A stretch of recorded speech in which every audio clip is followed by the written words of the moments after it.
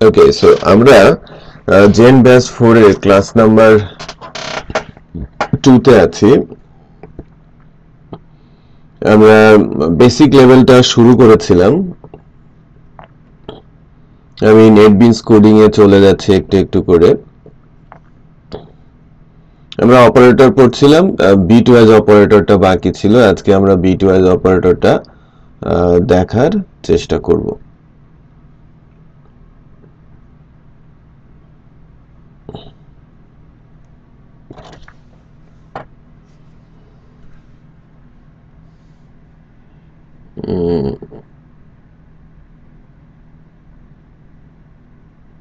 Day 2।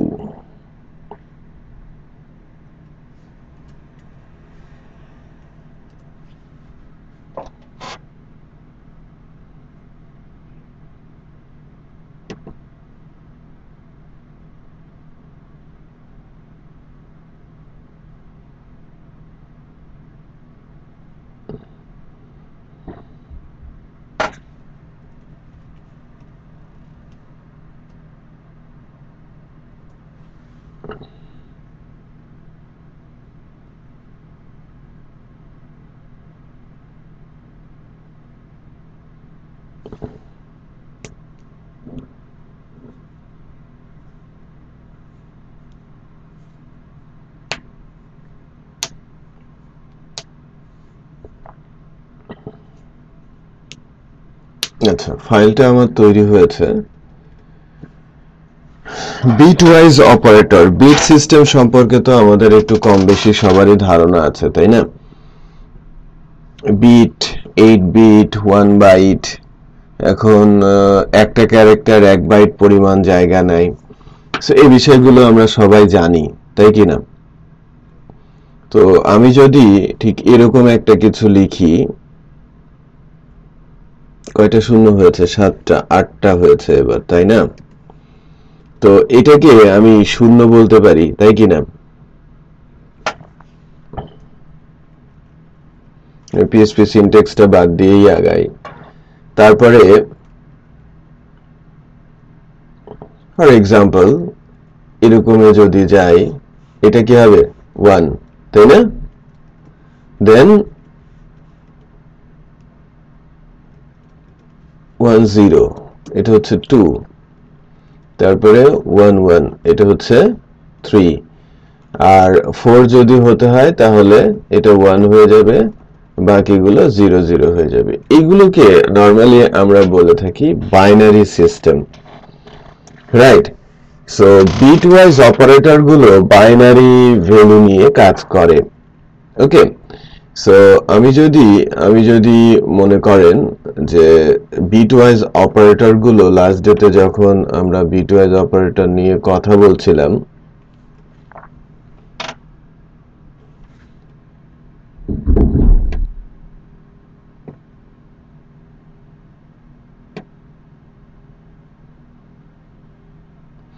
এই যে operator গুলোর মধ্যে আমি বিটওয়াইজ অপারেটর নিয়ে যখন কথা বলছিলাম, বলেছিলাম যে আমরা নেক্সট ডেতে বিটওয়াইজ অপারেটর গুলো আলোচনা করব।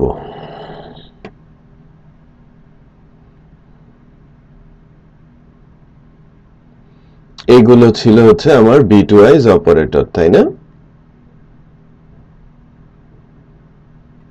ওকে, তো আমরা এই যে ভ্যালুগুলো একটু খেয়াল করছেন, and, or, XOR, not, shift left এবং শিপ রাইট, এই যে 6টা অপারেটর আছে, এই 6টা অপারেটরকে আমরা বিটওয়াইজ অপারেটর বলে থাকি এবং এটা বাইনারি ভ্যালু কনসেপ্টে কাজ করে। তো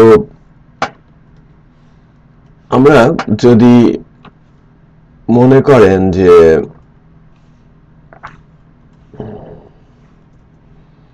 এখানে সিম্পলি আমি যদি বলি যে 2 বিট 4, তাই না? এটা যদি আমি দেখতে চাই, এটা কি বিটওয়াইজ এন্ড না? ওকে, লেটস চেক আউটপুট কি আসে।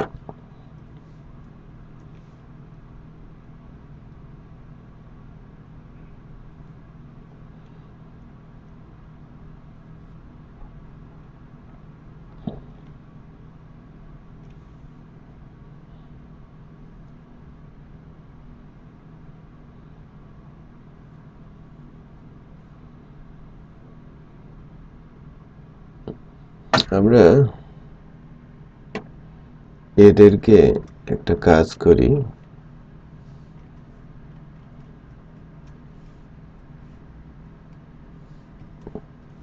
এর মধ্যে রাখি, তাহলে কত আসে 0 0 কেন আসলো আমরা কি দেখতে পাচ্ছি 0 আমরা দেখতে পাচ্ছি গুড তো 0 কেন আসলো সেটা আমরা একটু দেখার চেষ্টা করি তো বেসিক্যালি 2 হচ্ছে 1 আর 0 আর 4 হচ্ছে 1 0 0 তাই কি না এখন এটাকে যদি আমরা এন্ড করি এন্ড হবে বেসিক্যালি ভার্টিক্যালি সো ভার্টিক্যালি যদি হয় 0 0 তে 0 বসে তাই কি না 0 0 তে 0 বসে 1 0 তে 0 বসে 1 0 তে 0 বসে 0 0 তে 0 বসে তাহলে সে 0ই হবে তাই কি না ওকে এবার আপনি যদি 4 এর পরিবর্তে আমি 2 and 2 বলি তাহলে কত হওয়ার কথা 2 and 2 হলে 2 হওয়ার কথা তাই না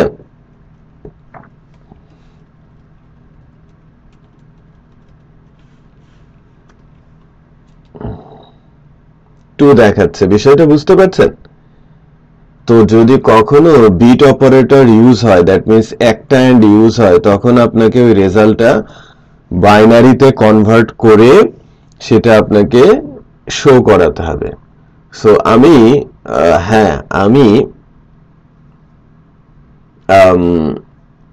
10 আর 8 10 and 8 আপনাদের রেজাল্ট চাচ্ছি একটু করেন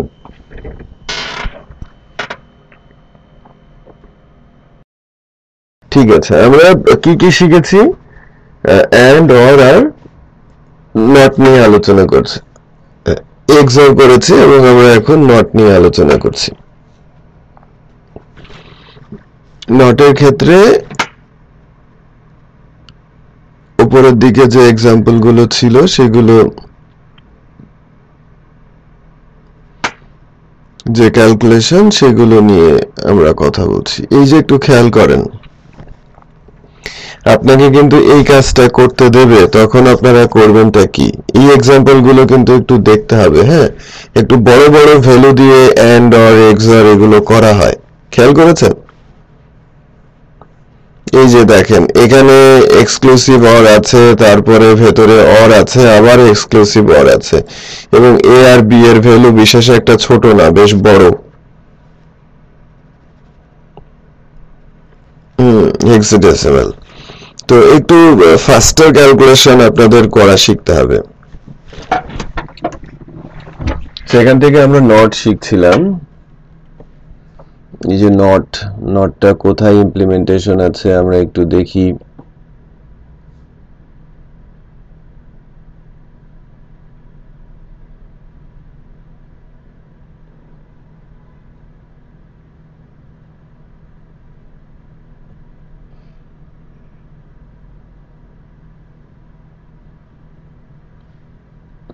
এই যে নট হ্যাঁ নট অপারেটর এই যে till 2 - 3 হয়ে যায়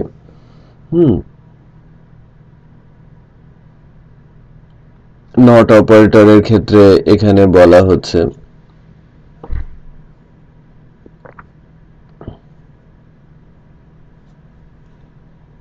কোথায়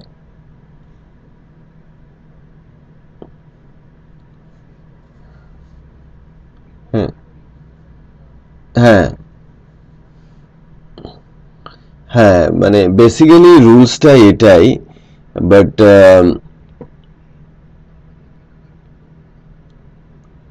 এটা মনে রাখলেই বের হয় ধরুন -2 এর till 2 এর ক্ষেত্রে -3 হয় আর till 3 এর ক্ষেত্রে ওই লজিক অনুযায়ী -4 হওয়ার কথা -4 সো বাট আপনাদের এই এই ক্যালকুলেশনটাও একটু মাথায় রাখতে হবে। অনেক সময় এই লজিকটার সহজে সূত্রটা মনে রাখলেও এই যে এখান থেকে একটু খেয়াল করেন, কিছু বিষয় এখানে বলা আছে। এই যে -3 ইন্টু বাইনারি ট্র্যাক 3 স্টেপ, কিভাবে বাইনারি 3 তে যাচ্ছে, ফ্লিপ দ্য বিটস, আমাকে বিটগুলোকে ফ্লিপ করে দেওয়া হচ্ছে, রাইট, অ্যান্ড অ্যাড 1, দেন সে কনভার্টেড হচ্ছে। আর হ্যাঁ, ট্রুথ কমপ্লিমেন্ট এটা বলতে পারেন। Wondering how does it equal 3, তখন এই এই এই বিষয়টা মানে এই লাইনটুকু আপনাদের একটু পড়া থাকতে হবে। হ্যাঁ, সো হ্যাঁ, ট্রুথ কমপ্লিমেন্টের কথা। সো কনভারসেশনে আমি এটা দিয়ে রাখলাম। টিল্টের ক্ষেত্রে রুলসটা মনে রাখবেন, বাট এই এই লেখাগুলো যেন আমরা মাথায় রাখি, ঠিক আছে? X tilt x equal -x -1, মানে আপনি সরাসরি প্রয়োজন পড়লে এটা ইউজ করতে পারেন, বাট কেউ যদি জিজ্ঞেস করে তাহলেও যেন আপনি তার কোশ্চেনের অ্যান্সার দিতে পারেন। ওকে, পরের যেটা আছে শিফট, ঠিক আছে। Step means multiply by 2, shift left আর শিফট রাইট। এই অপারেটরগুলো ইন্টারেস্টিং। এর পরের সেগমেন্টেই আপনারা বিটওয়াইজ শিফট অপারেটর এর ইউজ দেখতে পাবেন আর কি।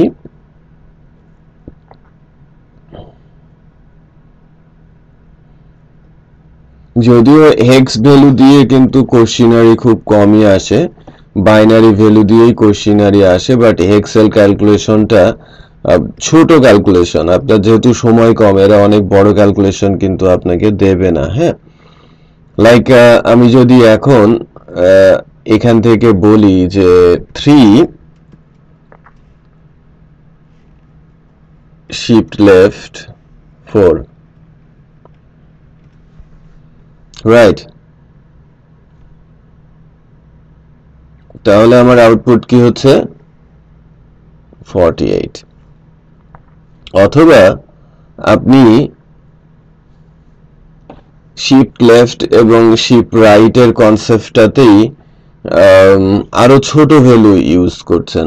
এখানে তো আমি বেশ ছোট ভ্যালু ইউজ করেছি, তারপরেও কিন্তু বেশ বিশাল একটা ভ্যালু ক্যালকুলেশনে চলে আসে, তাই কি না? তো এখান থেকে আমরা এক্সাম্পল থেকে যদি একটু দেখি,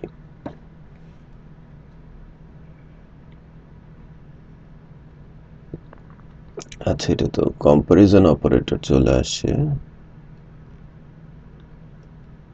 না, বিটের কোনো এক্সাম্পল আছে কিনা একটু দেখি। না, এটা তো এরর কন্ট্রোল এক্সাম্পল।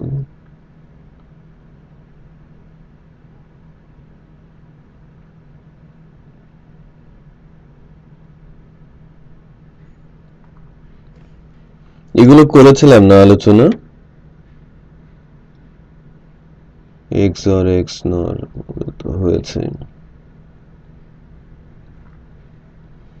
ভেরিয়েবল বলি নাই, ভেরিয়েবলটা বলবো, আজকে আলোচনায় আছে।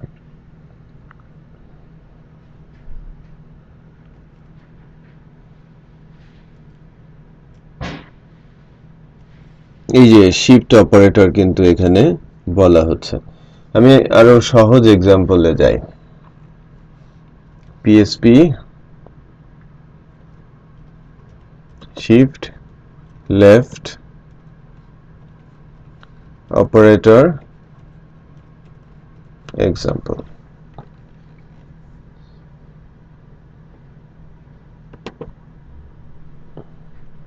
ও হ্যাঁ, যান যান যান, নামাজটা পড়ে আসেন। হ্যাঁ, নামাজটা পড়ে নেন। ওকে, দেখেন আমরা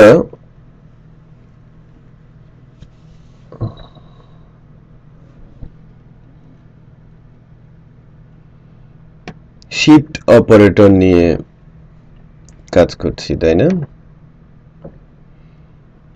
বিটওয়াইজ অপারেটর এখানেও আছে,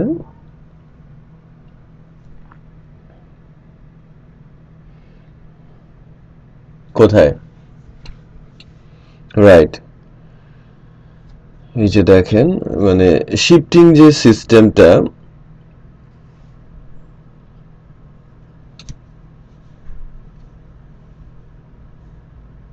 ওয়ান টু ঠিক আছে 1 কে 2 ঘর আপনি লেফট শিফট করবেন 1 5 1 কে আপনি 5 ঘর লেফট শিফট করবেন আমি কি বুঝাতে পেরেছি আচ্ছা এটা হচ্ছে 3 কে আপনি 4 ঘর লেফট শিফট করবেন আচ্ছা আমি 1 কে যদি 4 ঘর লেফট শিফট করি আমি 1 করি প্রথমে 1 2 3 4 ঠিক আছে 1 2 3 4 8টা ডিজিট দিলাম 1 হচ্ছে এইটা তাই কি না এখন আমি যদি শিফট করাই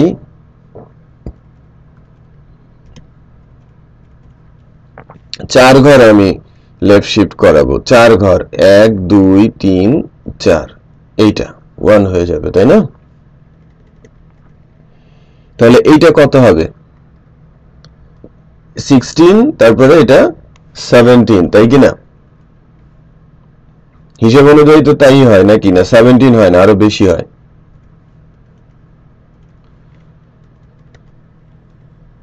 হ্যাঁ 1 এর পরে 4টা 0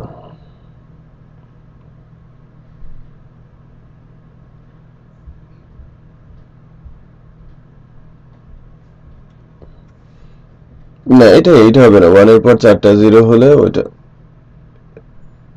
16 ঠিক আছে 1 এর পর 4টা 0 16 আসছে সো আমার বেস ভ্যালুর সাথে কয় ঘর লেফটের দিকে যাবে বিষয়টা বোঝা যাচ্ছে আচ্ছা আর যদি আমি রাইট শিফট করি obviously এটা 0ই হবে নিঃসন্দেহে 0 না কারণ এই 1 তো বের হয়ে যাবে অনায়াসেই তাই কি না আচ্ছা আচ্ছা আমি যদি বলি যে 16 রাইট শিফট তাহলে 16 হলে 4 ডিজিট হ্যাঁ তাহলে কোন দিকে যায় একটু দেখেন 1 হচ্ছে সো আপনারা ধরতে পেরেছেন রাইট তাহলে লেফট শিফট এবং রাইট শিফটের বিষয়টা তো আমরা বুঝতে পারছি তাই কি না ওকে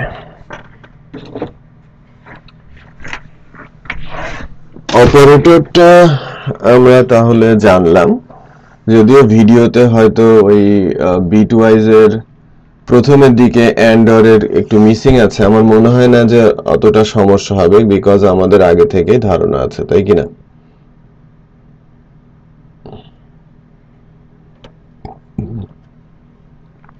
আচ্ছা সো ভেরিয়েবল সম্পর্কে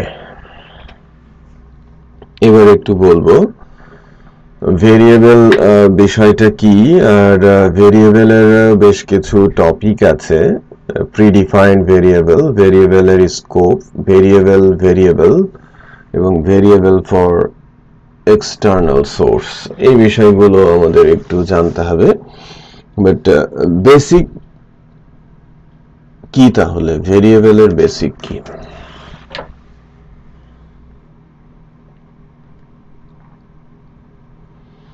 ভেরিয়েবল কাকে বলে একটু বলেন তো আপনারা আমি একটু শুনি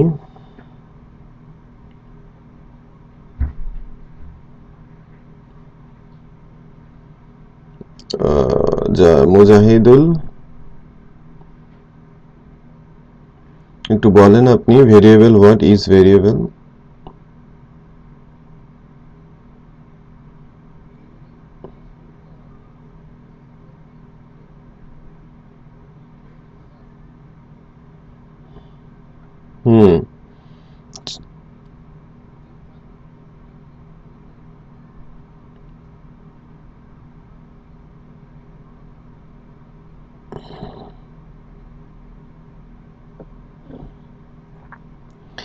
The variable is the name of memory location ঠিক আছে ভেরিয়েবল কি মেমরি লোকেশনের নাম ওকে যা একটা ভ্যালু স্টোর করে এবং যার ভ্যালু পরিবর্তনশীল লেটেস্ট ভ্যালুটাকে সে ধরে রাখে সো অনেক কিছুই বলা যায়। হ্যাঁ, সো ভেরিয়েবল কি? মেমোরি লোকেশনের নাম।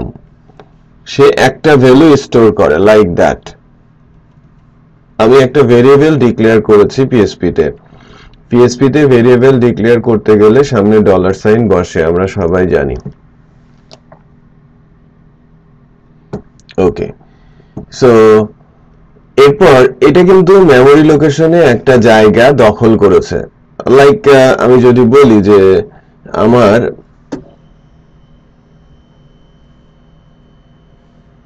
এটা হচ্ছে মেমোরি লোকেশন, এর ভেতরে কোনো একটা জায়গার নাম হচ্ছে নেম হয়েছে, যেখানে আমি কিছু ভ্যালু রাখতে পারি এবং ভ্যালুগুলো থাকবে কি হিসেবে? Bitwise. এটা তো কম্পিউটারে স্টোর হবে, তাই না?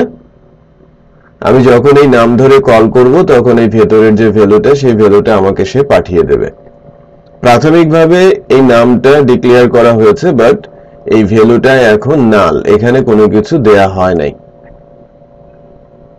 ওকে, সো পিএইচপি তে ভেরিয়েবলের ভ্যালু আপনি ইচ্ছে মতো দিতে পারেন, তার উপর বেস করে সে তার ডাটা টাইপ ডিফাইন করে। ঠিক আছে, একটু খেয়াল করেন, এই যে এখানে একটা ডাটা টাইপ দেখাচ্ছে ইন্টিজার, খেয়াল করেছেন? সো ভেতরের যে ভ্যালু তার উপর বেস করে সে তার টাইপ ডিফাইন করে ফেলেছে। নয়েজ হচ্ছে বেশ। এইবার এই নাম্বারটাকে আমি কোটেশন দিয়ে কি বানিয়ে ফেলেছি? স্ট্রিং বানিয়ে ফেলেছি। সেক্ষেত্রে আমার ওই ভেরিয়েবলের টাইপটা স্ট্রিং হয়ে গেছে। বুঝতে পারছি? এবার একটু পার্থক্যটা বলি।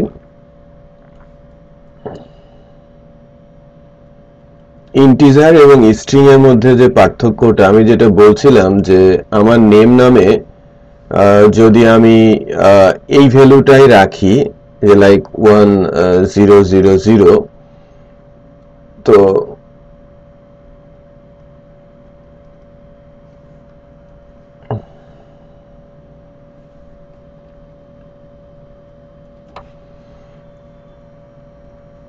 ইন্টিজার যদি হতো, ইন্টিজারে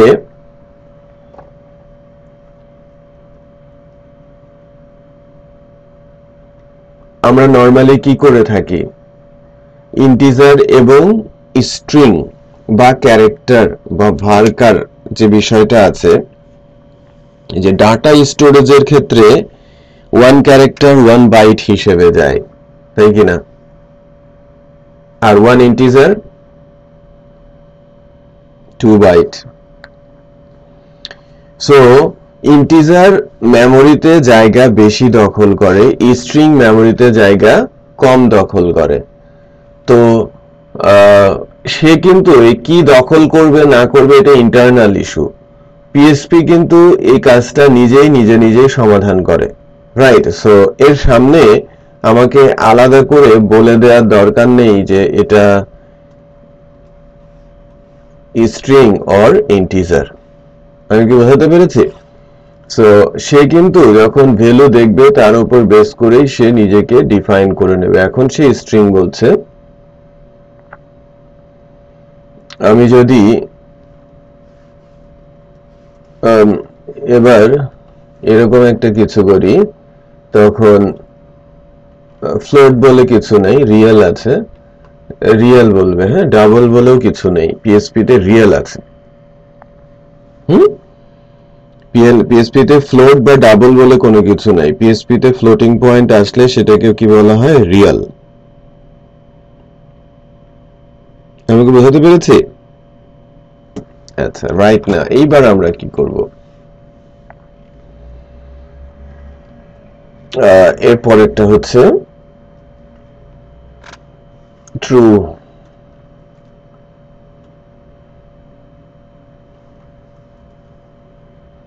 বুলিয়ান, একটু খেয়াল করেন। ঠিক আছে, সো তার ডাটা টাইপের উপর আমাদের কন্ট্রোল নেই, ভ্যালুর উপর বেস করে সে তার নিজের ডাটা টাইপ ডিক্লেয়ার করে। আরো কিছু স্পেসিফিক রুলস আছে, সেই রুলস গুলো হচ্ছে যে আপনাকে এই যে প্রথম রুলসটা হচ্ছে ভেরিয়েবল স্টার্ট হবে ডলার সাইন দিয়ে, নাম্বার দিয়ে শুরু করা যাবে না, রাইট? আর থার্ড যে রুলসটা, এই capital A to Z, small A to Z, 0 to 9 এবং আন্ডারস্কোর, এই যে 63 ক্যারেক্টার্স রয়েছে এর ভেতর থেকেই আপনাকে ভেরিয়েবলের নাম দিতে হবে। সো আপনি যদি ডলার না লিখেন ভেরিয়েবল হবে না, আপনি ডলার দিলেন বাট আপনি নাম্বার দিয়ে শুরু করলেন সেটাও ভেরিয়েবল হবে না, আপনি এখানে কোনো একটা স্পেশাল ক্যারেক্টার ইউজ করলেন সেটাও ভেরিয়েবল হবে না। ওকে, হ্যালো, ওকে ঠিক আছে। আমি দেখছিলাম যে তুমি দরজা বন্ধ করতেছো।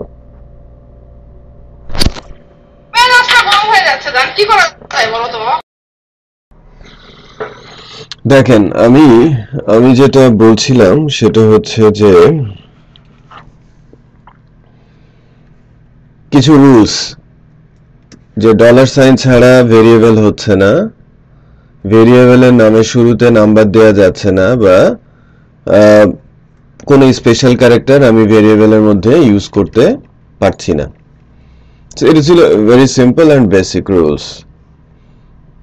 এরপর আমরা প্রিডিফাইন্ড ভেরিয়েবল সম্পর্কে একটু দেখি। এই যে বেসিক বিষয়গুলো এখানে সুন্দর করে বলা আছে।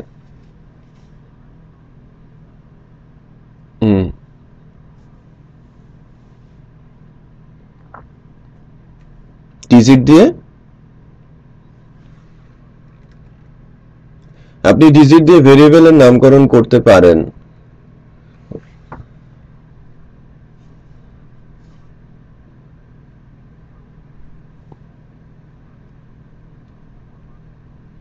এটা পরে আসবে, হ্যাঁ, এখন না, এটা আমি পরে আলোচনা করব। আচ্ছা, আমি সিরিয়াল অনুযায়ী যাই, একটু খেয়াল করেন। প্রিডিফাইন, এখানে এই ফো ভেরিয়েবলটাকে আমি ডিফাইন করে রেখেছি, রাইট? আর ফো ভেরিয়েবলের সামনে এই যে এন্ড সাইনটা দেওয়া হয়েছে, এই এন্ড সাইনটাকে আমরা বলছি রেফারেন্স অপারেটর। এটাকে বলা হচ্ছে রেফারেন্স অপারেটর। সো বারের মধ্যে রেফারেন্স চলে আসছে কি, ফোর মধ্যে আছে কি আমার বব। সো এখানে ফো ভায়া bar dot bar, my name is bird. So এখন আমি এই এক্সাম্পলটাকে যদি একটু আউটপুটে নিয়ে আসি আপনাদের জন্য।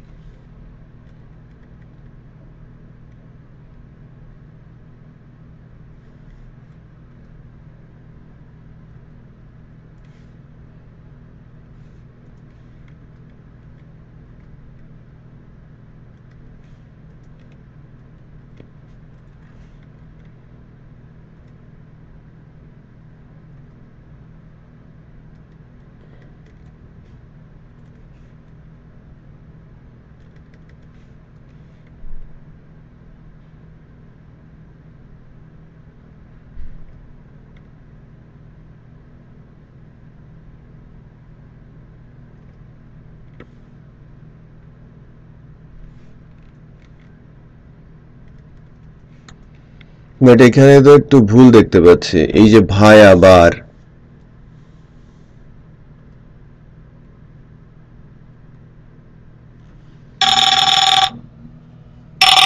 একটু হোল্ড করুন।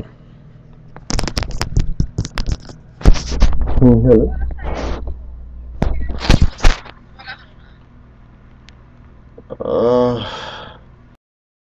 হ্যালো, ওকে। এখন এখন দাঁড়ান, এটাকে একটু আমরা কাজে লাগাই। ভায়াটা এখানে দেই, হ্যাঁ, স্ট্রিং আকারে দেই। আউটপুটটা আমরা একটু চেক করি।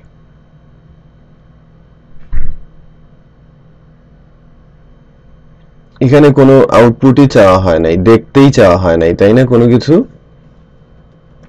আমি ইকো করি,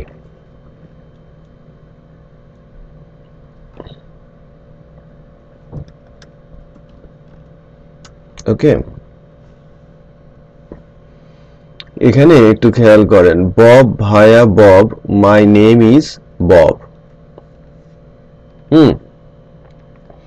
এই ফোর মধ্যে বব আছে, ইটস ওকে, ঠিক আছে। তো তো এখন বব ভায়া এর মধ্যে আমার আসছে কি বব, একটু খেয়াল করেন, দিস বব, রাইট? বারের মধ্যে বব আসলো কি করে? কারণ ফোকে অ্যাসাইন করা হয়েছে, ওকে। সো এখানে বেসিক্যালি রেফারেন্স নেওয়া হচ্ছে যে আমি আমার যে বারের মধ্যে যে ফোরটা এসে অ্যাসাইন হচ্ছে সেই অ্যাসাইন ভ্যালুটাকেই আমরা এখানে ইউজ করছি। সো একটা জিনিস এখানে ইন্টারেস্টিং যে আপনি একটু খেয়াল করেন, বার ডট বার, এখানে দুইবার বব আসার কথা ছিল না, বাট একবার আসছে, কারণ কি?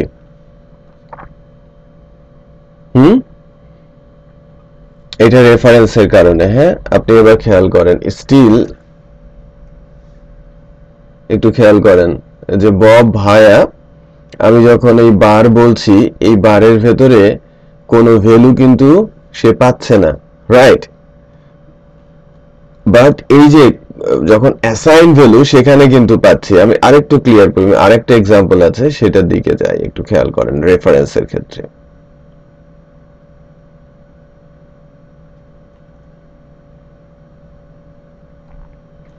এই ম্যানুয়াল থেকে একটা এক্সাম্পল আপনাদের দেখাই।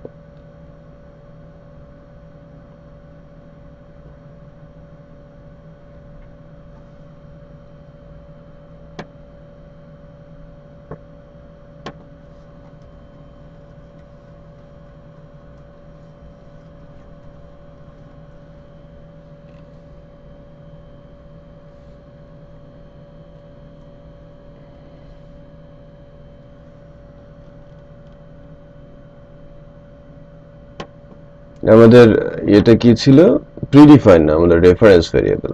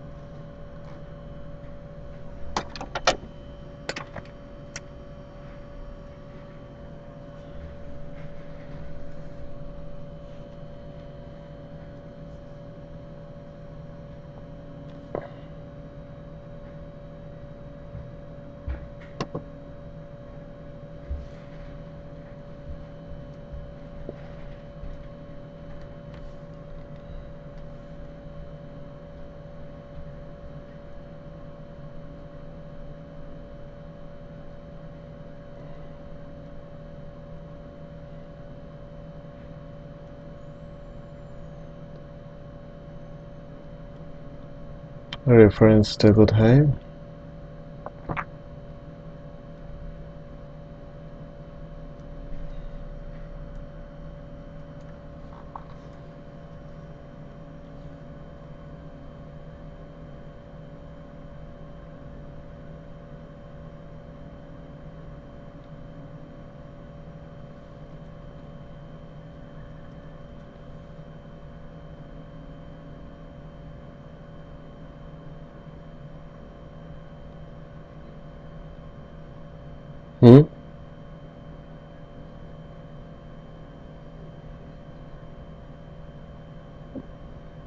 না, এটা আরেকটা না।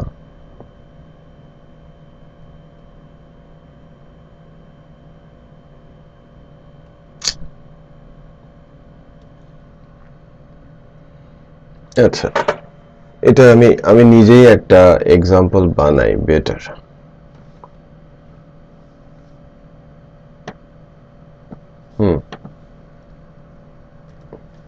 আচ্ছা, আমি মুছে মুছে দিচ্ছি, এটা না দিয়ে কমেন্ট আউট করে রাখবো, এই তো।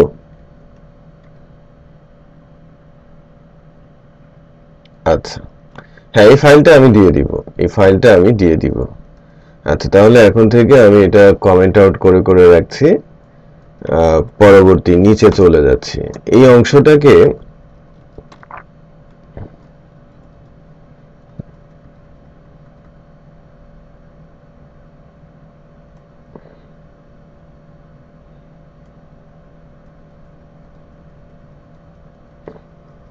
আবার বলেন।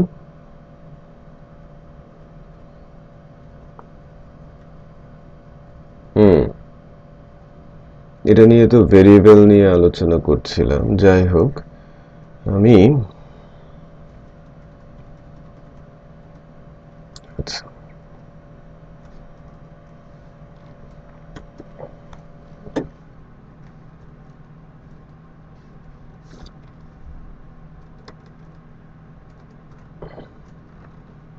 এটা হচ্ছে রেফারেন্স ভেরিয়েবল, ঠিক আছে, এভাবে লেখা থাকলো।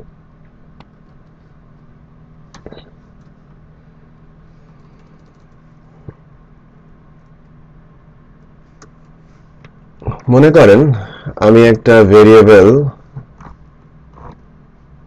নেমের মধ্যে একটা ভ্যালু দিলাম হুসাইন, ঠিক আছে। তারপর আমি মনে করেন যে আর একটা ভেরিয়েবল ক্রিয়েট করছি, এজ, এর ভেতরে রেখেছি 9,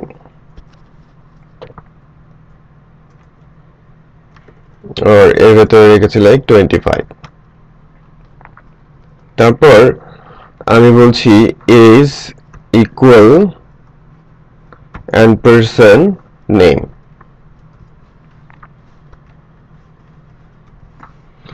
আমি যদি ইকো ডলার এখন নেম বলি,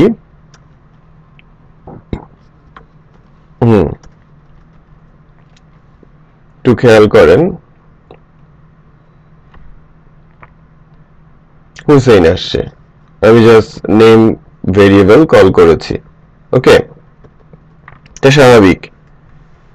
এজ বলছি,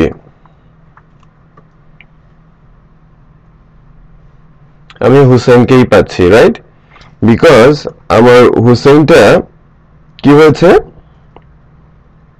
এই এজ এর মধ্যে কি নেম অ্যাসাইন হয়ে গেছে না। আমি যদি এরকমও দেই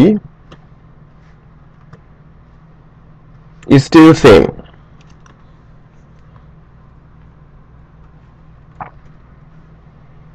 এখন মনে করেন যে আমি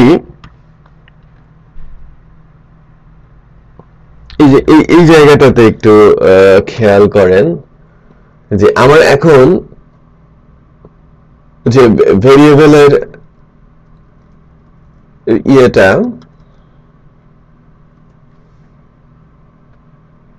4 মধ্যে আমার কি আছে, বব, আবার 12 মধ্যেও কি আছে, সিমিলার জিনিস, বব, রাইট। সো সে কি করছে, এই অপারেটরটার মাধ্যমে এই নেম ভেরিয়েবলকে এজ এর ভেতরে রেফারেন্স হিসেবে ইউজ করতে সাহায্য করছে। সো লাইক আমি যদি এটাকে অনেক জটিল করে তুলি কোনো একটা পার্টিকুলার এক্সাম্পলের মাধ্যমে, যে মনে করেন আমি ঠিক উপরের কোনো একটা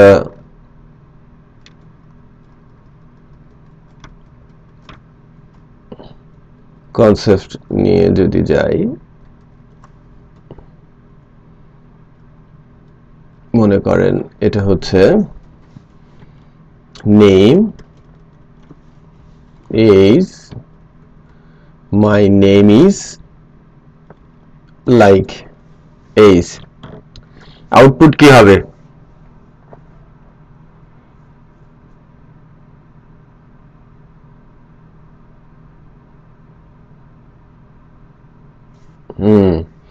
so in that case একটু খেয়াল দেখেন, হ্যাঁ হুসাইন ভায়া মাই নেম ইজ হুসাইন। হ্যাঁ, এখানে আপনি ভ্যালু পাচ্ছেন না, বিকজ এখানে এটা কিন্তু অ্যাসাইন হয়ে যাচ্ছে। ওকে, এটা কিন্তু অ্যাসাইন হয়ে যাচ্ছে। সো আপনি এর ভেতরে অ্যাসাইন করতে, মানে এখানে যেটা অ্যাসাইন হচ্ছেন সেটা মূলত অ্যাসাইন হয়ে যাচ্ছে কার মধ্যে? নেমের মধ্যে।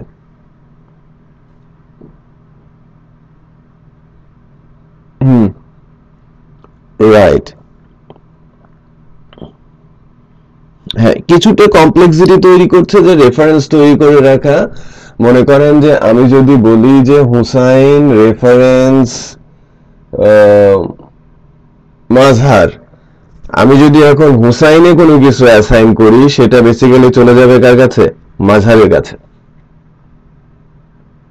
আমি কি ক্লিয়ার করতে পেরেছি?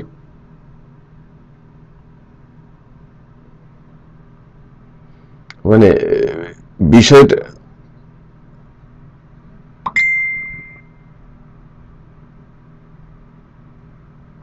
ইকুয়ালের আগে ভ্যালুটা পাচ্ছেন না, বিকজ সে এইটাকে এইটাকে ভেরিয়েবল হিসেবে ধরছে এবং এখানে যে ভ্যালুটা অ্যাসাইন করছে সেই অ্যাসাইন ভ্যালুটা চলে যাচ্ছে বেসিক্যালি নেমের মধ্যে,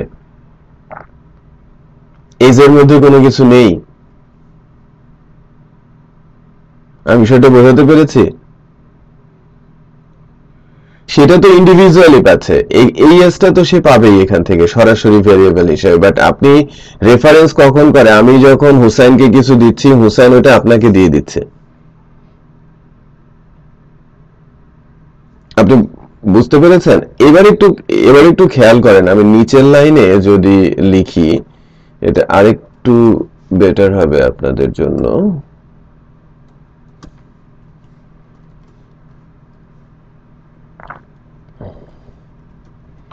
ইকো ডলার নেম।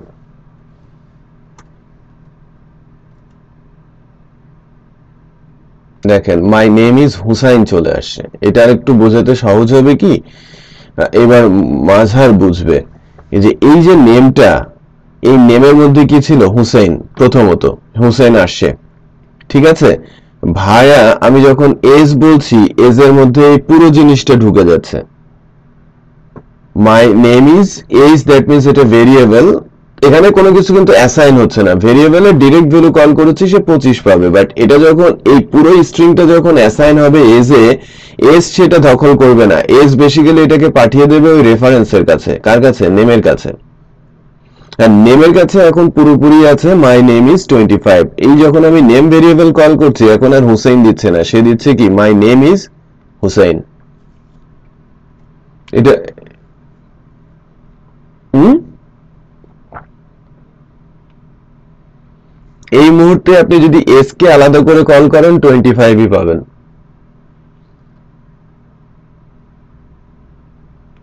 এখানে কিছুটা ট্রিক্স আছে, এখানে একটু খেয়াল করেন। আমি যখন এই নেম কল করেছি, এখানে যখন এজ আসছে তখন একটু খেয়াল করেন, ওপরে কিন্তু my name is Hussain show করছে। দ্যাট মিনস সে কিন্তু এই রেফারেন্সের ভ্যালুটা শো করছে। খেয়াল করছেন? সে কিন্তু 25 শো করছে না। ওকে, এবার একটু দেখি, আমরা সরাসরি শুধু এস কে যদি কল করি,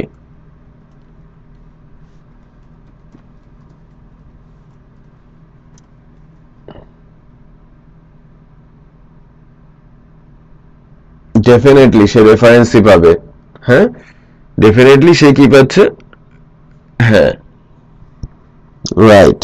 হ্যাঁ, সো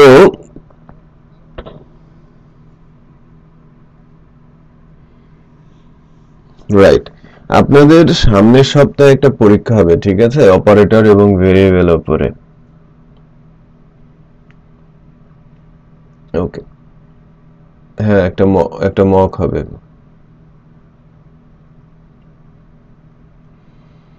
এটা হচ্ছে, হ্যাঁ, মক গুলো বোঝাইতে হবে। প্রিডিফাইন্ড ভেরিয়েবল, যে PSP provides a large number of predefined variables to any script with its run. Many of these variables, however, cannot be fully documented as their dependent upon which server and running, the version and setup of the server and other factors. Some of the variable not be able, then PSP is run on the command line. For the listing of this variable, please see the section of the reserved predefined variable. Variable superglobals cannot be used as variable instead function or class method. So predefined কিছু variable আছে তাই কি না? So হ্যাঁ, predefined variable এটা আমরা PSP এর manual থেকে দেখব।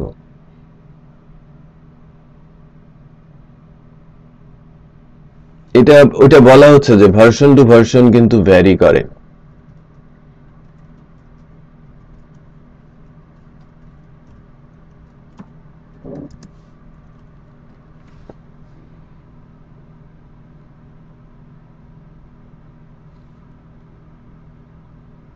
এই যে দেখেন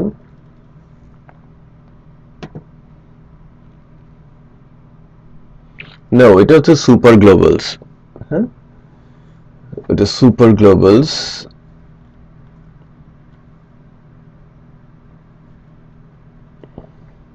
শুধু গেট পোস্ট না, এছাড়াও আরো বিশেষ কিছু প্রিডিফাইন্ড ভেরিয়েবলস আছে যেগুলো বেসিক্যালি একটু থিওরিটিক্যাল কনসেপ্ট, এবং আমি এই ইউআরএলটা দিচ্ছি, আপনারা একটু এটাকে স্টাডি করবেন ফার্স্ট। এটা নিয়ে আমি এলাবোরেশনে যাব আপনাদের কোশ্চেনের উপর বেস করে, ঠিক আছে?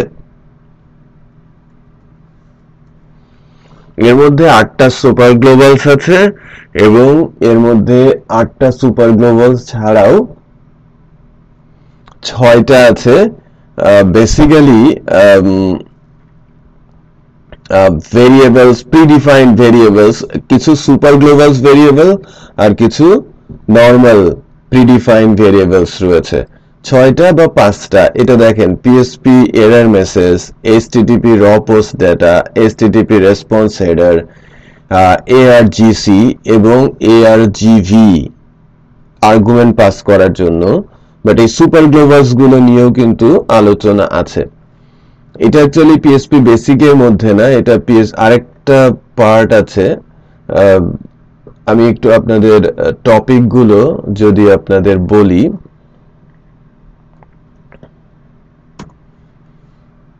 যে জেন্ডার সিলেবাসের যে টপিক গুলো আছে, সুপার গ্লোবালস গুলো ডিফারেন্ট সেগমেন্টে পড়ে। পিএসপি বেসিকের আমরা আলোচনা করছি পিএসপি বেসিক নিয়ে।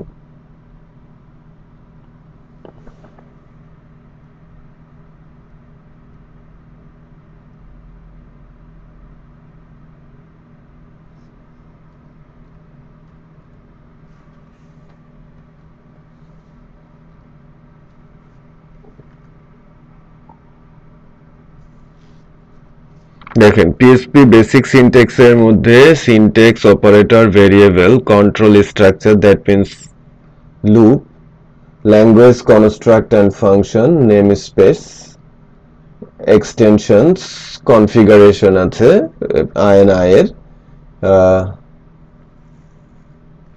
পারফরম্যান্স বাইট কোড আছে, মক টেস্ট আছে, ফাংশনের জন্য আলাদা একটা সেগমেন্ট আছে, ডেট ফরম্যাট এবং টাইপের জন্য সেগমেন্ট আছে, ওয়েব ফিচার্স। এখানে এসে বেসিক্যালি সুপার গ্লোবালস নিয়ে ডিটেল আলোচনা আছে। আমি বুঝাতে পেরেছি? আবার অবজেক্ট ওরিয়েন্টেড বড় একটা পার্ট আছে, সিকিউরিটির একটা পার্ট আছে, স্ট্রিং পার্ট আছে, ডেটাবেজের পার্ট আছে, আবার অ্যারেকে আলাদা করে বলা আছে। এটা জেন্ডার সিলেবাস না, নিচের এই অংশটুকু সিলেবাস না, এই অংশটুকু পর্যন্ত জেন্ডার সিলেবাস। ঠিক আছে, এই অংশগুলো আমাদের 30টা ক্লাসে বেসিক্যালি সম্পন্ন হবে। ঠিক আছে, সো আমরা এই জায়গাটাতে আছি এখন। সো নরমালি পিএসপি বেসিকের উপরে 5-6টা ক্লাস হয়, আমরা এগুলোকে সহজেই শেষ করতে পারবো এবং কিছু বিষয় একটু এখান থেকেও কভার আপ হয়ে যাচ্ছে। যে রেফারেন্সটাকে আমি টান দিয়েছি, হ্যাঁ, ভেরিয়েবল স্কোপকে টানছি। সো এগুলো আস্তে আস্তে করে একটার ভেতরে আরেকটা নিয়ে আমি শেষ করব। হ্যাঁ, ওকে। সো যে রেফারেন্স ভেরিয়েবল গুলো আছে এটার একটু ডিটেলে যাব, বাট এখন যদি আমি আপনাদের এই অনুযায়ী আসি, জাস্ট আমি টাইপগুলো বলে যাচ্ছি। হ্যাঁ, কত ধরনের ভেরিয়েবল রয়েছে। ভেরিয়েবল বেসিক লেভেলে আমরা দেখলাম, আমরা রেফারেন্স ভেরিয়েবল দেখলাম, কিছু প্রিডিফাইন্ড ভেরিয়েবল আছে সেটা ভার্সন অনুযায়ী নির্ভর করে, এবং এর মধ্যে কিছু ভেরিয়েবলের সুপার গ্লোবাল ভেরিয়েবল রয়েছে এবং কিছু ফিক্সড প্রিডিফাইন্ড ভেরিয়েবল রয়েছে, তাই কি না? আচ্ছা, ভেরিয়েবলের যে স্কোপ, এখানে আমরা বিষয়টা স্কোপের বিষয়টা একটু বুঝি। যে মনে করেন, হ্যাঁ, না, এটা অ্যাকচুয়ালি গ্লোবাল কনসেপ্টেও যাওয়া যায়। ভেরিয়েবলের স্কোপটা হচ্ছে যে সে কিভাবে এটাকে আমরা ইমপ্লিমেন্ট করতে পারি। মেইনলি স্কোপটা ধরা হয় ঠিক এভাবে। আমি যদি একটা ছোট্ট এক্সাম্পলে যাই আপনাদের জন্য, এখানে আমার একটা রেফারেন্স ভেরিয়েবল রয়েছে এজ, এবং এই এজ এর ভেতরকার যে ভ্যালু, কারেন্ট ভ্যালু, সেই কারেন্ট ভ্যালুটা হচ্ছে, আমরা একটু দেখি, মাই নেম ইজ হুসেইন, তাই কি না? ওকে, আমি ডে 2 এর মধ্যে আমি আরেকটা পিএসপি ফাইল বানাচ্ছি।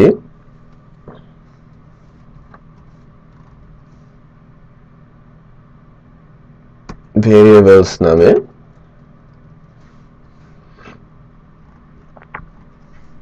জাস্ট আমি ইকো করব এখানে এজ। আমি যখন ভেরিয়েবলটাকে ইকো করতে যাব তখন সে আনডিফাইন্ড দেখাবে, তাই কি না? আমার আনডিফাইন্ড ভেরিয়েবল এজ। বাট আমি যদি এখন এরকম করি, ইনক্লুড অপারেটরস, সেক্ষেত্রে এজ এর ভ্যালু কি দেখাবে? My name is Hussain. এটাই মূলত আপনার ওই ভেরিয়েবলের যে স্কোপের কথাটা বলা হচ্ছে, এক্স্যাক্টলি তাই। সো গ্লোবাল স্কোপ আছে, ক্লাসের স্কোপ আছে, আবার ফাংশন স্কোপ আছে, ঠিক আছে? সো ফাংশন স্কোপ হচ্ছে variable scope exist within the function there is a variable was defined. Variable হচ্ছে আপনি ফাংশনের ভেতরে যখন ইউজ করছেন কোন একটা ভেরিয়েবল, তখন সে ওই ফাংশনের ভেতরে যে কোনো জায়গায় এক্সিস্ট করবে।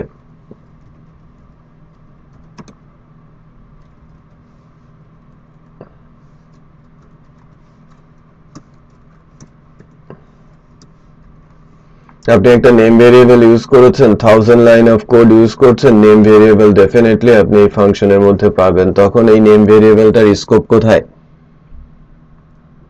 Function scope. Variable scope exist everywhere in the PSP script. এটা গ্লোবাল স্কোপ। আমি যে কোনো জায়গায়, আমি যদি এখন এখানে ইউজ করি $_পোস্ট, আমি পাবো না? এখানে ইউজ করি $_পোস্ট, আমি পাবো। ইভেন আমি যদি ক্লাস তৈরি করি, এখানে ক্লাস নেম, এখানে আমি $_পোস্ট দেই, পাবো না? সব জায়গায় পাবো। সো এটা হচ্ছে আমার global scope. Class scope. Variable scope exists within a class where the global was defined. আপনি যদি মনে করেন গ্লোবাল $name বলছেন,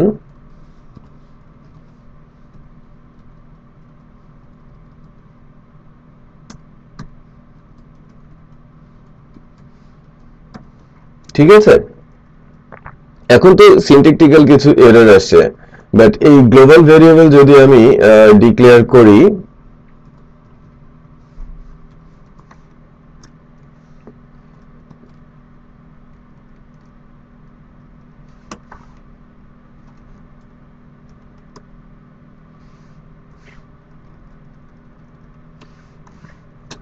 সো সিনট্যাকটিক্যাল মিস্টেক আসছে, বাট এটা এই কিওয়ার্ড দিয়ে আমি যেটা বোঝানোর চেষ্টা করছি যে লাইক আমি যদি এখন ফাংশন নেম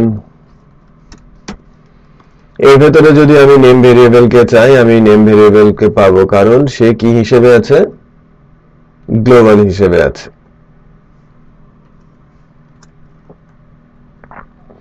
এইটা তৈরি করবে ক্লাসের স্কোপে। এই ভেরিয়েবলটা হচ্ছে আমার গ্লোবাল, রাইট, আর এই ভেরিয়েবলটা হচ্ছে আমার লোকাল। লোকাল এটা ফাংশন স্কোপ, হ্যাঁ এইটা হচ্ছে আমার ফাংশন স্কোপ, নেমটা হচ্ছে আমার ফাংশন স্কোপে আছে, পোস্টটা হচ্ছে গ্লোবাল স্কোপে আছে, আর এটা হচ্ছে আমার ক্লাসের গ্লোবাল স্কোপে আছে।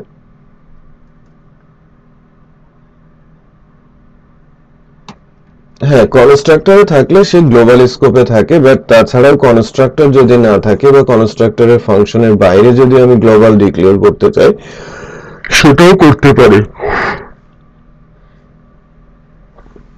তিনটা স্কোপ আছে। হ্যাঁ,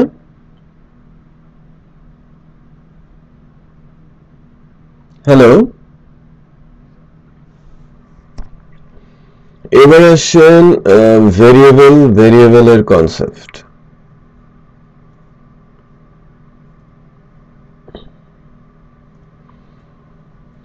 ভেরিয়েবল হচ্ছে sometimes it is convenient to be able to have a variable name, that is a variable name which can be set and used dynamically, right? So আমরা ভেরিয়েবলের একটা ইউজ দেখি।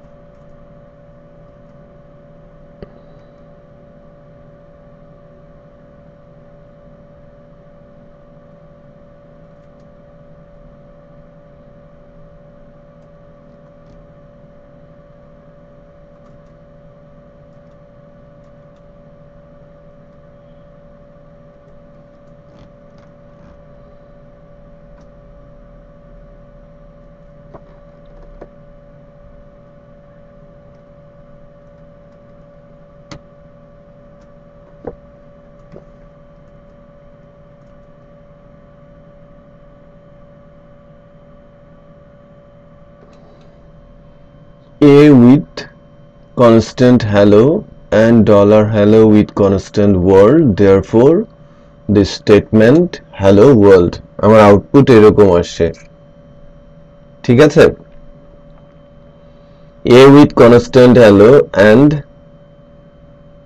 hello with constant and hello with constant world, that is it is totally string, pure string, right? But therefore the statement is $a is hello, আর variable this dollar, আবার যখন আমি দুইটা variable দিচ্ছি তখন সে কি বলছে, ওয়ার্ল্ড। দ্যাট মিন্স একই ভেরিয়েবলকে আপনি যদি একই ভেরিয়েবলের ভেতরে দুইটা ভ্যালু স্টোর করতে চান তখন আপনি $, ভেরিয়েবল ইউজ করতে পারেন।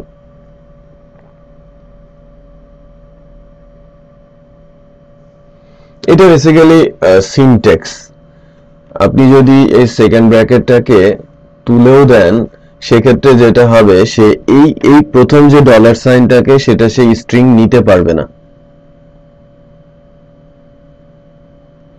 বাট আমি যদি এই স্ট্রিং বাদ দিয়ে দেই, রাইট, সেক্ষেত্রে আপনার এখানে যদি ডট ইউজ করেন সেক্ষেত্রে এটা কাজ করবে, অথবা আপনি এরকম ইউজ করতে পারেন, সেটাও কাজ করবে, একই কথা, রাইট?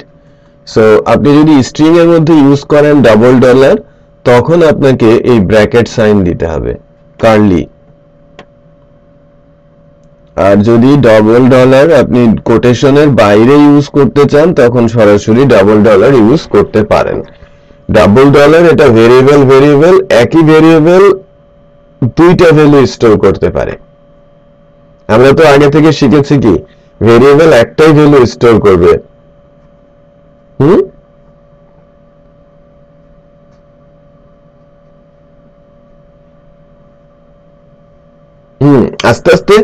আস্তে আস্তে খোলাসা হবে। হ্যাঁ, আমি সবকিছু একবারে বলছি না, বাট ভেরিয়েবলের বেসিক কনসেপ্ট আমরা কি জানি, একটাই তো ভ্যালু স্টোর করতে পারি, তাই কিনা?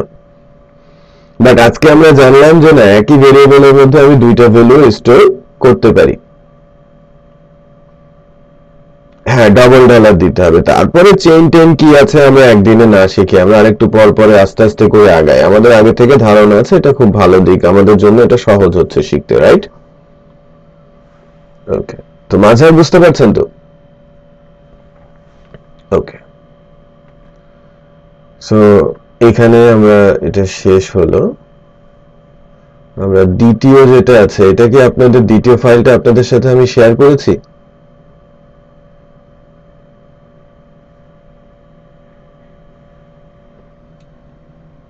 হ্যাঁ, আমি ওকে 4টা ফাইলই দিয়েছিলাম। আমি এটা এখন আবার দিয়ে দিলাম।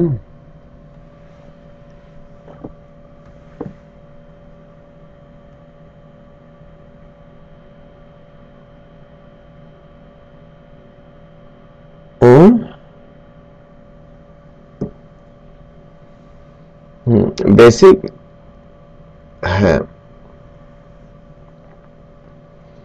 বেসিক এবং কয়েকটা পার্ট এখানে মিক্সড আপ করা আছে, একটু খেয়াল করবেন। আমাদের যখন সার্টিফিকেশন আছে, কোর্সটা আছে, দেখেন বেসিক ছাড়াও ওখানে 4টার মধ্যে ফাংশনের রিলেটেড ফাংশন সেগমেন্টের কিছু বিষয় ওখানে দেওয়া আছে, ওয়েব ফিচারের কিছু বিষয় ওখানে দেওয়া আছে, রাইট? এবং অ্যারে নিয়েও কিছু আলোচনা সেখানে আছে। অ্যারের যে বিষয়গুলো আছে, সো অ্যারে নিয়েও ওই স্লাইডগুলোতে বেশ কিছু বিষয় দেওয়া আছে। দ্যাট মিনস ওই 4টা স্লাইডে যে কোর জিনিসগুলো, পিএসপির একেবারেই কোর, যেটা না জানলে আপনি অ্যাকচুয়ালি সার্টিফিকেশন কোর্সে 70টা কোশ্চেনের মধ্যে 20টা কোশ্চেন হয় হচ্ছে বেসিক থেকে। হ্যাঁ, বেসিক থেকেই 20টা কোশ্চেন থাকে। ওটা বেসিকের মধ্যে আবার অ্যারে চলে আসে, ফাংশনের কিছু পার্ট চলে আসে, রাইট, ওয়েব ফিচারের কিছু পার্ট চলে আসে। মানে আমি বলছি প্রত্যেকটা এরিয়ার কিছু বেসিক জিনিস, যেটা না জানলে পরের জিনিসগুলো আপনি জানতে বা বুঝতে পারবেন না। প্রত্যেক টপিকেরই বেসিক 20 থেকে 25টা কোশ্চেন ওখানে থাকে। তার মানে আপনি যদি পিএসপি তে ভালো কাজ করেন এবং পিএসপির নলেজ আপনার মধ্যে আছে, আপনি জেন সার্টিফিকেশন পরীক্ষায় বসলে আপনি 25-30টা কোশ্চেনের অ্যান্সার করতে পারবেন।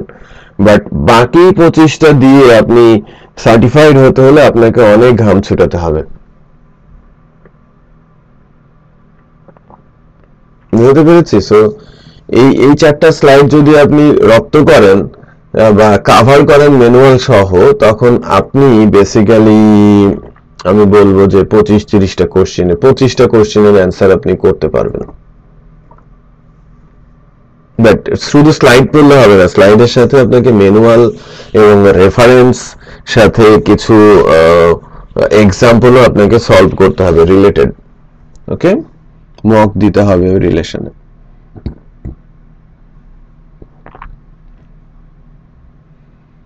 ফিফটি 53 পেজে 52 বা 53টা কোশ্চেনের অ্যান্সার করতে হয়।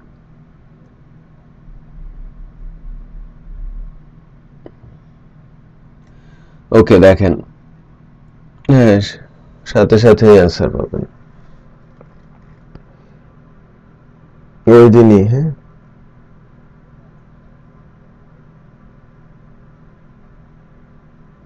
না, আপনাকে ওখানে তো ইমেল করে দেবে, আপনার প্রোফাইল অল্প মানে 2-1 দিনের মধ্যেই ক্রিয়েট হয়ে যাবে, সাইটে আপলোড হয়ে যাবে, নট অটোমেটিকই চলে আসে।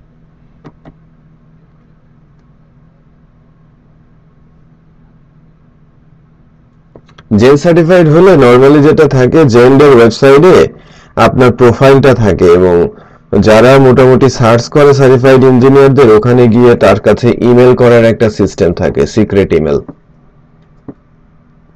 তার মানে আপনাকে আপনার প্রোফাইলটা সে লেটেস্ট সার্টিফাইড হয়েছে কে দেখলো, সার্চ করে বের করা যায় পিএইচপি 7 এর সার্টিফিকেশন দরকার, লোক দরকার, অথবা পিএইচপি 5 এর সার্টিফাইড লোক দরকার, অথবা পিএইচপি 5.6 এর সার্টিফাইড লোক দরকার। সে ওখানে গিয়ে দেখলো সার্টিফিকেশন কে কোন পার্টে আছে, ওইটা ছবি দেওয়া আছে এবং পাশে কন্ট্যাক্ট করার একটা অপশন আছে। না, হাইড করে রাখে, আপনি যদি হাইড করে রাখেন হাইড থাকবে, আপনি যদি ওপেন করে রাখেন ওপেন থাকবে।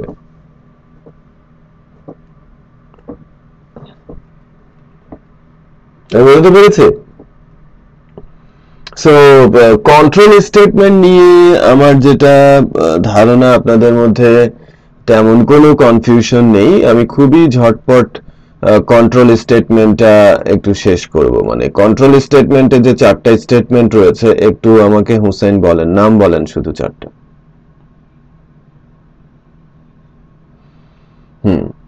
if if else if or switch অথবা else if switch case, right?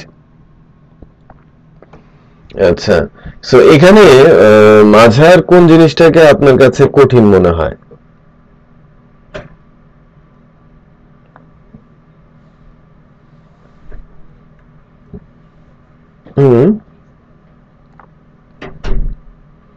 আচ্ছা, এখানে কিছু এক্সাম্পল আছে, সেই এক্সাম্পল গুলো একটু আপনাদের ভালো করে দেখতে হবে, ঠিক আছে? সো ছোট ছোট এক্সাম্পল, বাট এই এক্সাম্পল গুলো একটু এক্সিকিউট করতে পারলে আমাদের যে প্রবলেম গুলো আছে সেই প্রবলেম গুলো আই হোপ সলভ হবে।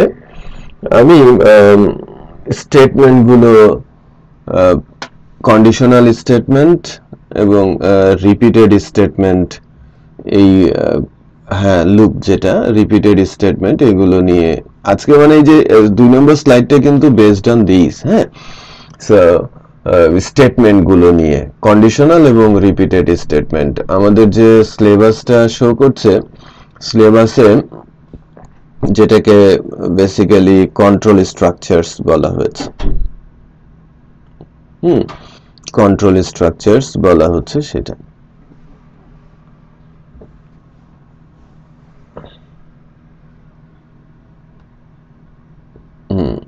অবজেক্ট ওরিয়েন্টেড টপিক, বাট এটা স্টার মার্কস দেওয়া আছে। এটা বেসিক্যালি স্টার মার্কস ইস্যুগুলো হচ্ছে যে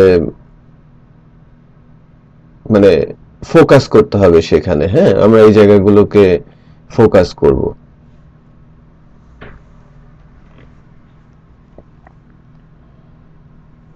বেসিকের মধ্যেই আসে, এটা নিয়ে আলোচনা আছে। নেক্সট ক্লাসেই হয়তো নেম স্পেস নিয়ে কথা বলবো। স্টেটমেন্ট গুলো আমি একটু যাই, তাহলে আমি আরেকটা ফাইল বানাই আপনাদের জন্য।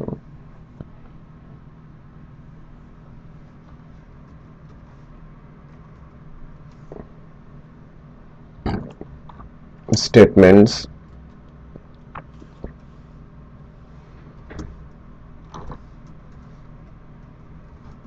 control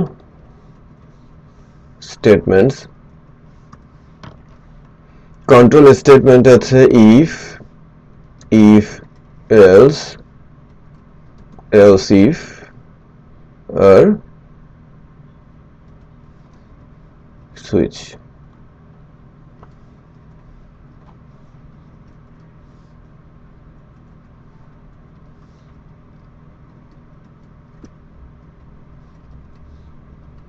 রিপিটেড স্টেটমেন্টস এর মধ্যে আছে for, while, do while আর for it। সো অ্যারে নিয়ে আলোচনা করতে হবে। ফর ইচ যেহেতু আলোচনায় চলে আসছে, আমি অ্যারের উপরেও কথা বলবো। বাট পরে এখন আমরা কন্ডিশনাল অপারেটর দেখেছিলাম, ঠিক আছে? এখানে কন্ডিশন বসে, ক্লিয়ার? ইকো আমি যদি বলি ইন ইফ, একদম বেসিক লেভেলের কনসেপ্ট থেকে বলছি, এখানে কিন্তু নেস্টিংও হয়, এখানে কিন্তু আপনার অপারেটরের ইউজও আছে, কন্ডিশনাল অপারেটরের ইউজ আছে, লজিক্যাল অপারেটরের ইউজ আছে, সব অপারেটর বিট ওয়াইজ লজিক্যাল মিলিয়ে অপারেশন হয়। সো এই যে কন্ডিশনের কথাটা বলছি, এখানে কি হলে কি হবে? কন্ডিশন ট্রু হলেই ভেতরে ঢুকবে, আদারওয়াইজ ভেতরে ঢুকবে না, clear? So if condition true করলেই ভেতরের স্টেটমেন্টটা এক্সিকিউট হবে। রিপিট করছি, ইফ কন্ডিশন ট্রু হলেই ভেতরের স্টেটমেন্টটা এক্সিকিউট হবে। এখন ট্রু এখানে যে কোনো কিছু দিয়ে ট্রু হতে পারে, এখানে একটা ভেরিয়েবল বসতে পারে এ, এখানে যে অলওয়েজ কন্ডিশনে হতে হবে ম্যান্ডেটরি না। আমি এর মধ্যে যদি ট্রু পাই, কোনোভাবে এর ভেতরে ট্রু অ্যাসাইন হয়, তাহলে স্টেটমেন্ট কি হয়ে যাবে? ট্রু হয়ে যাবে, এক্সিকিউট হয়ে যাবে। অথবা আমি যদি বলি যে এ একটা ফাংশন, রাইট? এ একটা ফাংশন যে আমাকে রিটার্ন করছে ট্রু, তাহলেও কিন্তু এই আমার কি হতে পারে? এক্সিকিউট করবে। সো আমার ভেতরের কোডটা এক্সিকিউট হবে। অথবা আমি যদি বলি যে আমার এ গ্রেটার দেন বি, সেক্ষেত্রে আমার এর ভ্যালু এবং বির ভ্যালু যদি অ্যাসাইন করা থাকে, যদি কন্ডিশন ট্রু হয়, ভেতরে চলে আসবে। তার মানে এই জায়গাটা হতে হবে কি? True, right? সো শুধু কন্ডিশন দিয়েই যে হবে সেটা কিন্তু না, আমি শুধু ইফের জন্য বলছি না, এটা যে কোনো কন্ডিশনাল স্টেটমেন্টের কন্ডিশনের ক্ষেত্রে কি কি বসতে পারে সেটা নিয়ে কথা বলছি, ক্লিয়ার?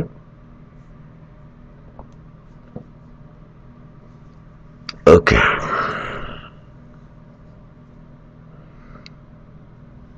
নাও এখন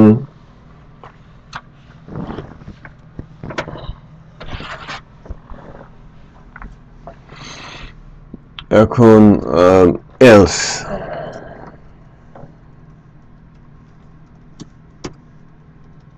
right? Echo in else.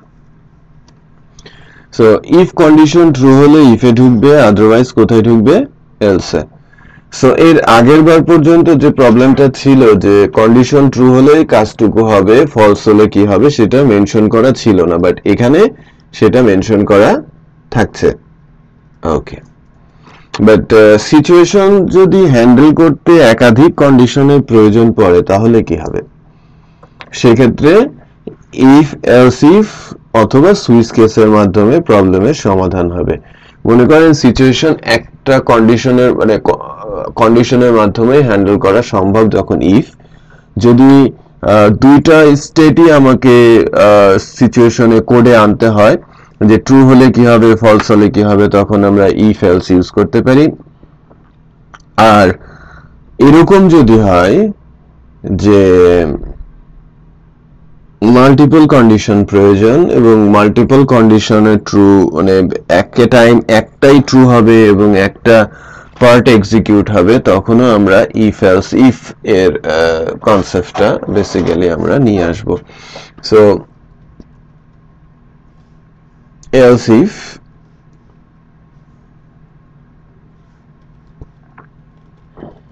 এখানে কন্ডিশন বসবে like B greater than C, something like echo else if 1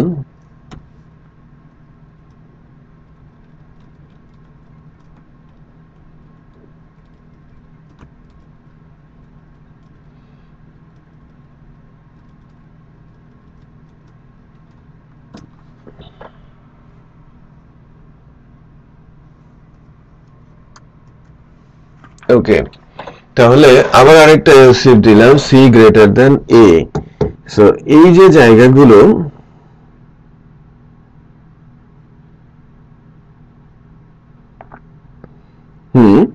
শুনতে পাচ্ছেন?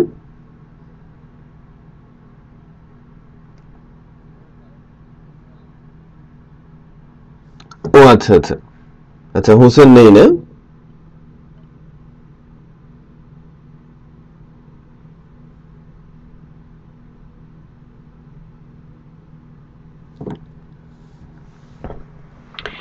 আচ্ছা, এখানে যে বিষয়টা হচ্ছে যে প্রথম কন্ডিশনটা চেক হচ্ছে ফলস হলে পরেরটা, ফলস হলে পরেরটা। আমরা তো জানি যে ইফ এলস ইফ কিভাবে কাজ করে, বাট ইফ এলস ইফে এলস কিন্তু ম্যান্ডেটরি পার্ট না। ওকে, বাট আমরা এলস ইউজ করতে পারি। ঠিক আছে, এর সূত্রটা কি? ইফ এলস ইফ এর সূত্রটা কি? প্রথম কন্ডিশন চেক করতে করতে আসবে, তাই কিনা? যে যদি শুরুটাই ট্রু হয়ে যায় তাহলে আর নিচে আসবে না। তো সেই ক্ষেত্রে ইফ এর চাইতে ইফ এলস ইফ ইউজ করা বেটার যদি একাধিক কন্ডিশনাল ব্লক থাকে, তাহলে টাইম কম লাগবে। আমি বোঝাতে পেরেছি?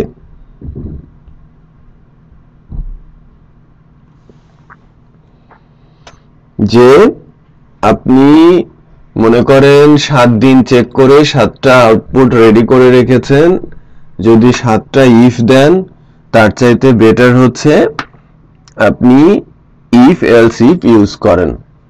ইফ একটা আর 6টা এলস ইফ ইউজ করেন, সেক্ষেত্রে সময় কম লাগবে কার? ইফ এলস ইফ এর।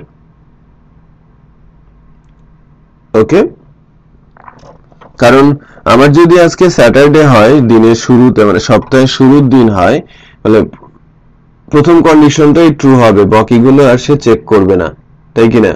বাট ইন্ডিভিজুয়ালি যদি 7টা কন্ডিশন হয়, সে 7টাই চেক করবে, তাই কিনা? ওকে,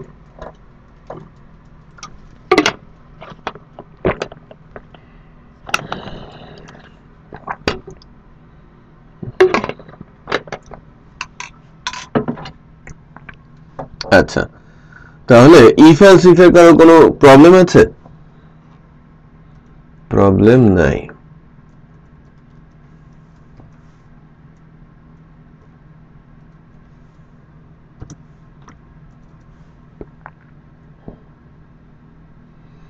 সুইচ কেস এখন নিয়ে আলোচনা করব আমি, সুইচ কেস নিয়ে।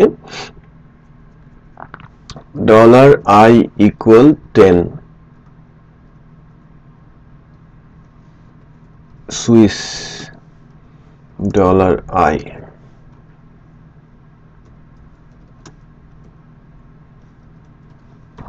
like case 1 echo in, আমি যদি বলি in case 1 break, এটা হচ্ছে সিনট্যাক্স।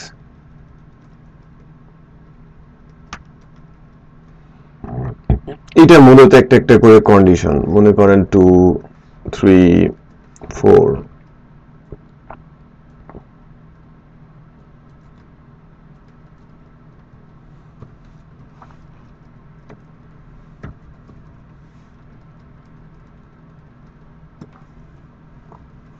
4।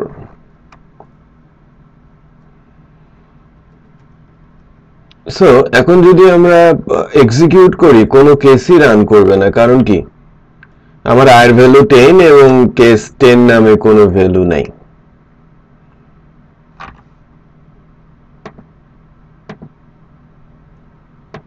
নাম কি সেটার? স্টেটমেন্টস না? দেখেন কোনো আউটপুট এখানে নেই, বিকজ কারণ হচ্ছে কি আমার কোনো কেসই এক্সিকিউট হচ্ছে না। সো ইন দ্যাট কেস আমরা এখানে ডিফল্ট নামে একটা কেস তৈরি করে রাখতে পারি।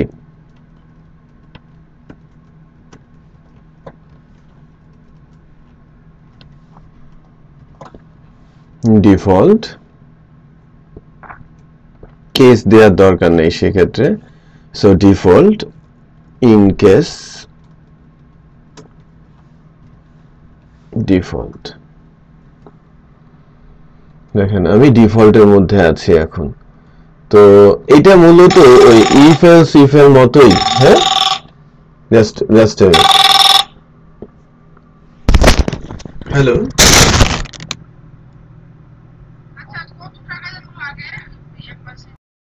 হ্যাঁ হ্যালো, হ্যাঁ। সো এখান থেকে আমরা যেটা বুঝলাম সেটা হচ্ছে যে কেস হিসেবে যদি কেসকে না পাই সেক্ষেত্রে সে ডিফল্টে চলে যাবে, এবং এটা স্ট্রেট ইফ এলস ইফ স্টেটমেন্টের মতো, এখানে কোনো ঝামেলা নেই। বুঝতে পেরেছি? বাট আপনাকে যদি এরকম কোনো একটা এক্সাম্পল দেয় সেটা দিয়ে আপনাকে কনফিউজড করতে পারে যে আউটপুট কি। আপনার মাঝখান থেকে একটা ব্রেক দেখেন তুলে ফেলেছে, রাইট? এবং হুম,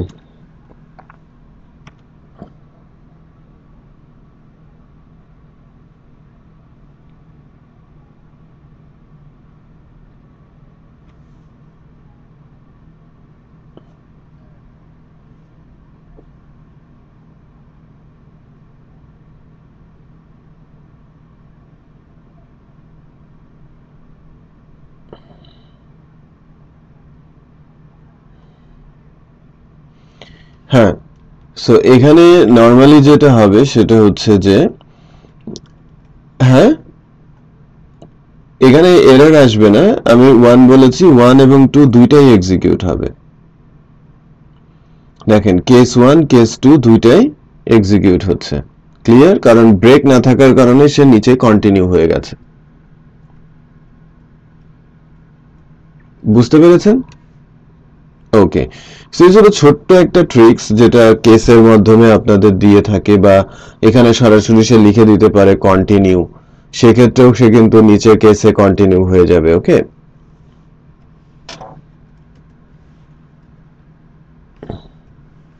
এই যে কন্টিনিউ দিয়ে দিলেও কিন্তু একই কেসই হবে, সে 1 এ আসলে 2 তেও ঢুকে যাবে। হ্যাঁ, আর আমার তো 10 আছে, এখন আমি এখানে যদি 1 দেই, 1 2, সে 1 এ 1 এ আসছে, কন্টিনিউ হচ্ছে। সো হ্যাঁ, 1 তে 1 কন্টিনিউ হবেই। So it's okay. সো এখানে আপনার যে ব্রেক কনসেপ্ট আছে, বা ব্রেককে আপনি যদি বাদও দিয়ে দেন সেক্ষেত্রে বিষয়টা তো আমরা বুঝলামই, রাইট? তো আমি আজকে আপাতত এখানেই রাখছি, ঠিক আছে? সো আমরা নেক্সট ডেতে লুপটা কাভার করব। আপনারা লুপটা একটু দেখে রাখবেন এবং ফার্স্ট স্লাইডটাও দেখে রাখবেন। নেক্সট ক্লাসের পরে পরের সোমবারে কিন্তু একটা পরীক্ষা হবে আপনাদের। ওকে, আমি আপনারা আপনাদের ইমেল অ্যাড্রেসটা স্কাইপে দিয়ে দেন, আপনি এবং হুসাইনেরটা শুনে দিয়ে দেন। আমি ড্রপ বক্সে জায়গা নেই, আমি গুগল ড্রাইভে তুলে এটা শেয়ার করে দেব উইথ কোড। ওকে, ওকে, হ্যাঁ, আল্লাহ হাফেজ। ওয়ালাইকুম আসসালাম।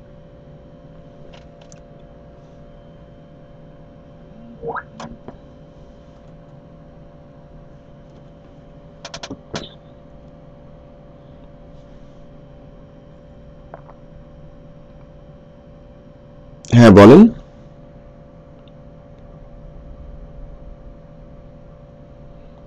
দেখেন ওই মালিক দেশে গেছে, রেজাল্ট আসতে পারে এখন। হ্যাঁ,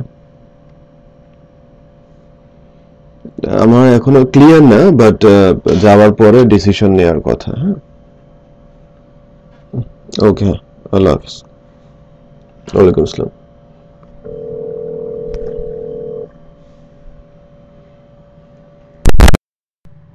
হ্যাঁ, হ্যালো।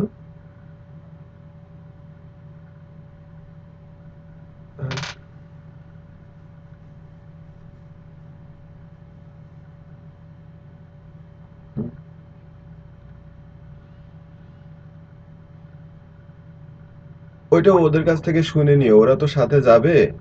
ওরা সাইন দিলে সাইন দেবে, অথবা ফিঙ্গারপ্রিন্ট দিলে ফিঙ্গারপ্রিন্ট দেবে। তাহলেও ফিঙ্গারপ্রিন্ট দেবে। ফিঙ্গারপ্রিন্টের প্যাড আমাদের বাসায় আছে না? ওইটা সাথে করে নিয়ে যাবা।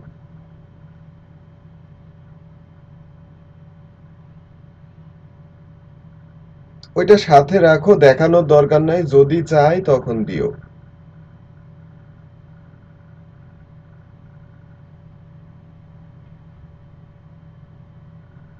আচ্ছা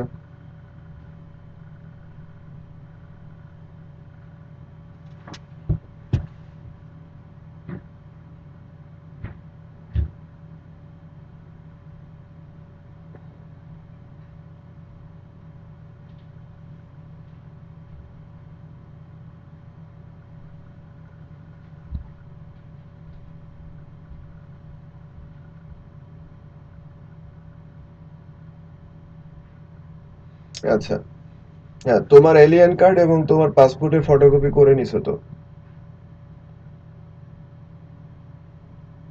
ভেরি নাইস। ওকে ওকে, ভালো করছো তাহলে। ওটা তাহলে একটা ইয়েতে রেখে দাও, কি বলে, ভালো একটা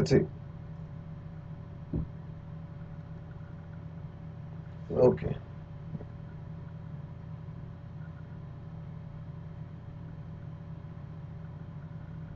তাই করো।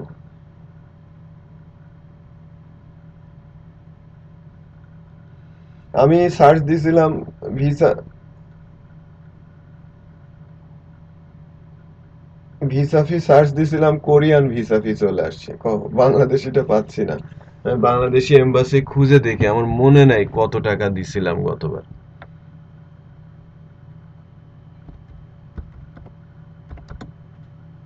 আচ্ছা, তারপরেও টাকা নিয়ে যাও,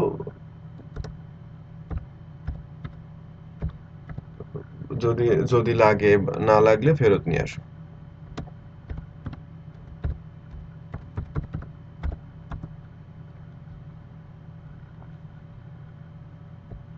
হ্যাঁ, এই যে দেখতেছি।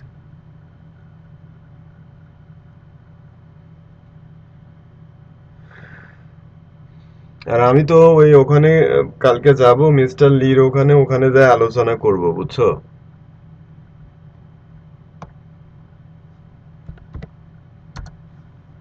ঠিক আছে।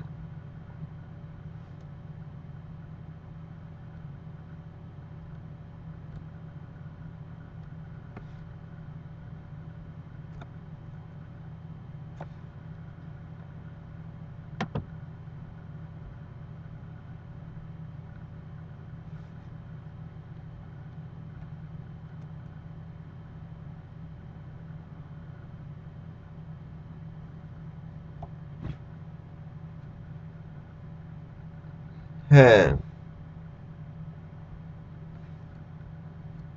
9টা থেকে 12টা 30।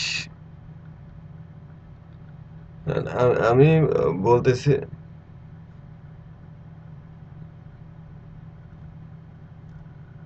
আচ্ছা আচ্ছা, এখানে লেখা আছে এই জন্য বললাম। ওকে, সমস্যা নাই, তুমি যাও, গিয়ে আল্লাহর রহমতে দাও। আর আমি যেটা বললাম যে আমি কালকে লির ওখানে যাচ্ছি তো, ওই মিস্টার লির ওখানে যেয়ে জিজ্ঞেস করব যে এখানে আসলে বাচ্চাদের কিভাবে এলিয়েন কার্ড করা যাবে।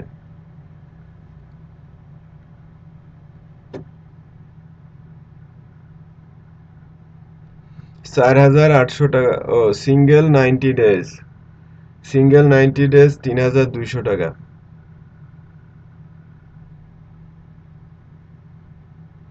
আর অ্যাটেনশন ফি, অ্যাসিস্ট্যান্স ফি আছে 320 টাকা।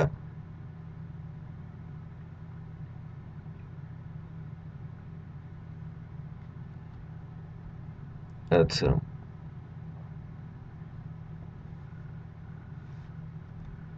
3,200 টাকা করে এখানে লেখা আছে। 90 দিন। হ্যাঁ, আর ওই মাল্টিপল এন্ট্রির ক্ষেত্রে 30 দিনের জন্য ভিসা, মানে 30 ডেজের জন্য ভিসা 7,200। আমরা তো মাল্টিপল না, আমার 90 দিনের জন্য দিছো না জান?